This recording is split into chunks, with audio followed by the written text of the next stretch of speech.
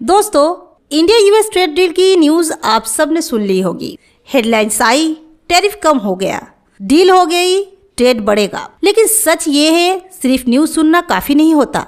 पैसा तब बनता है जब हम ये समझते हैं कि इस डील का असर कौन सी कंपनी पर पड़ेगा और कौन से सेक्टर पर पड़ेगा। इस वीडियो में हम सिर्फ डील की हेडलाइंस नहीं बल्कि उसका इम्पैक्ट समझेंगे। हम बात करेंगे इंडिया और अमेरिका दोनों के पॉइंट ऑफ व्यू से, कौन से सेक्टर को फायदा होगा, कौन से सेक्टर पर प्रेशर आएगा और एज एन इंडियन इन्वेस्टर हमें किन सेक्टर पर नजर रखनी चाहिए। तो चलिए न्यूज से आगे बढ़ते हैं और डील का रियल मीनिंग समझते हैं। सबसे पहले समझते हैं ये इंडिया यूएस ट्रेड डील है क्या। इंडिया और अमेरिका ने एक इंटरिम ट्रेड फ्रेमवर्क अनाउंस किया है। ये फाइनल डील नहीं है, लेकिन एक टेम्पररी एग्रीमेंट है जो future full bilateral trade agreement का बेस बनेगा। इस डील के 3 मेन पॉइंट्स है। पहला, अमेरिका ने इंडियन गुड्स पर इफेक्टिव टैरिफ को 50% लेवल से घटाकर 18% कर दिया। दूसरा, अमेरिका ने वो एक्स्ट्रा 25% ड्यूटी भी हटा दी है जो रसिया से ऑयल लेने पर इंडिया पर लगाई गई थी। तीसरा, इंडिया ने भी कमिटमेंट लिया है कि वो कई अमेरिकन इंडस्ट्रियल और एग्रीकल्चर प्रोडक्ट्स पर टैरिफ कम करेंगे या जीरो करेंगे। और सबसे इम्पोर्टेंट बात, इंडिया ने ये भी कहा है कि वो आने वाले सालों में लगभग $100 बिलियन के यूएस गुड्स इंपोर्ट करेगा। मतलब ये डील सिर्फ सिंबॉलिक नहीं है, ये वॉल्यूम बेस्ड और लॉन्ग टर्म डील है। इस डील का इकोनॉमिक मतलब क्या बनता है? इंडिया के प्रोस्पेक्टस से देखें तो अब इंडियन एक्सपोर्ट्स को यूएस मार्केट में कम टैक्स देना पड़ेगा, उसका प्रोडक्ट वहां सस्ता पड़ेगा और ज्यादा कॉम्पिटिटिव होगा। अमेरिका के लिए मतलब ये है कि उनका एग्रीकल्चर और इंडस्ट्रियल प्रोडक्ट्स इंडिया के मार्केट में ज्यादा इजीली एंटर कर पाएंगे। और ग्लोबल इन्वेस्टर्स के लिए ये डील एक सिग्नल है कि इंडिया और यूएस सप्लाई चेन को चाइना से डाइवर्सिफाई करना चाहते हैं। इसलिए मार्केट इस डील को सिर्फ ट्रेड नहीं बल्कि स्ट्रेटेजिक अलाइनमेंट के रूप में भी देख रहा है। अब सबसे important part, sector wise impact इसका क्या पड़ेगा। सबसे पहले बात करते हैं टेक्सटाइल और अपैरल सेक्टर की। इंडिया के टेक्सटाइल सेक्टर पहले से ही यूएस का बड़ा एक्सपोर्टर है। टैरिफ कम होने का मतलब इंडियन गारमेंट्स और फैब्रिक्स यूएस में और कॉम्पिटिटिव हो जाएंगे। चाइना से जो मैन्युफैक्चरिंग शिफ्ट हो रही है उसका फायदा इंडिया को मिल सकता है। इसलिए टेक्सटाइल एक्सपोर्ट्स के लिए ये डील पॉजिटिव है। अगला सेक्टर है जेम्स, डायमंड्स और ज्वेलरी।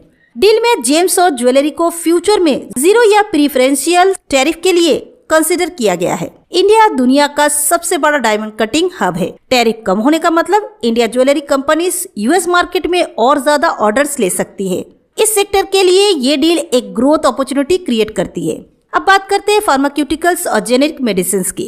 इंडिया वर्ल्ड का बड़ा जेनेरिक मेडिसिन सप्लायर है।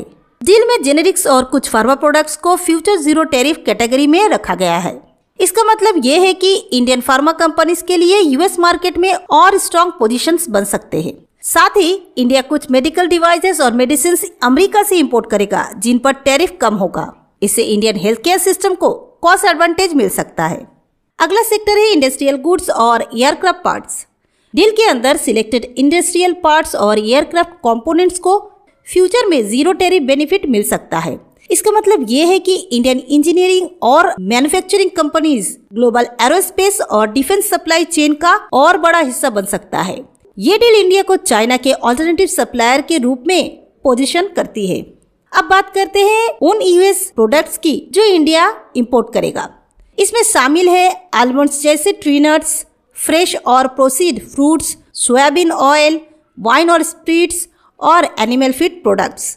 इसका फायदा होगा इंडियन कंज्यूमर को, ज्यादा वैरायटी मिलेगी और कुछ प्रोडक्ट्स सस्ते हो सकते हैं। लेकिन रिस्क भी है इंडियन एग्रीकल्चर और डेयरी जैसे सेंसिटिव सेक्टर को। इसलिए फार्मर्स ग्रुप ने कंसर्न रेज किया है। गवर्नमेंट ने कहा है कि कोटा और प्रोटेक्शन रहेगी, लेकिन कंपटीशन तो बढ़ेगा। अब ऑटोमोबाइल और ईवी एंगल समझते हैं। इस डील में इलेक्ट्रिक व्हीकल्स को टैरिफ रिलीफ नहीं दिया गया, मतलब टेस्ला जैसे ब्रांड्स को इंडिया में चीप एंट्री नहीं मिलेगी। इससे इंडियन ईवी कंपनीज को शॉर्ट टर्म प्रोटेक्शन मिलती रहेगी। लग्जरी पेट्रोल कार्स पर टैरिफ धीरे धीरे कम होगा, जिससे प्रीमियम सेगमेंट में कंपटीशन बढ़ेगा, लेकिन मास मार्केट पर ज्यादा असर नहीं पड़ेगा। अब मैक्रो लेवल इम्पैक्ट समझते हैं। इस डील का एक बड़ा इफेक्ट हो सकता है। एक्सपोर्ट्स प्रेडिक्टेबल होंगे, डॉलर इनफ्लो बढ़ेगा रूपी पर प्रेशर कम हो सकता है। फॉरेन इन्वेस्टर के लिए ये डील कॉन्फिडेंस सिग्नल है। सप्लाई चेन्स चाइना से शिफ्ट होकर इंडिया की तरफ आ सकती है, इसलिए मार्केट एक्सपर्ट्स कहते हैं कि ये डील लॉन्ग टर्म में इंडिया का एक्सपोर्ट सेक्टर को री-रेट कर सकती है। अब सबसे इम्पोर्टेंट सवाल, एज एन इंडियन इन्वेस्टर हमें क्या देखना चाहिए? इस डील के बाद हमें फोकस करना चाहिए टेक्सटाइल और अपैरेल एक्सपोर्टर्स, जेम्स और ज्वेलरी एक्सपोर्टर्स, फार्मा और जेनेरिक ड्रग मेकर्स, इंडस्ट्रियल और aircraft part manufacturers, auto component exporters, domestic EV manufacturers. और हमें कॉजस रहना चाहिए एग्रीकल्चर लिंक सेक्टर्स, वाइन और spirit domestic producers, luxury petrol vehicle focused companies. मतलब ये डील हर सेक्टर के लिए इक्वल नहीं है, किसी के लिए अपॉर्चुनिटी है तो किसी के लिए कंपटीशन। तो दोस्तों, इंडिया यूएस ट्रेड डील सिर्फ पॉलिटिकल न्यूज नहीं है, ये एक सेक्टर वाइज रोड मैप है फ्यूचर प्रॉफिट्स का। जो इन्वेस्टर सिर्फ हेडलाइन नहीं, इम्पैक्ट समझकर डिसीजन लेते हैं, वही लॉन्ग टर्म में जीतते हैं।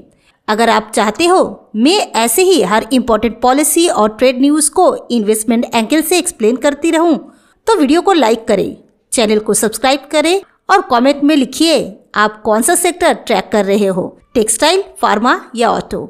मैं मिलती हूँ आपसे नेक्स्ट वीडियो में एक नए मार्केट इनसाइट के साथ।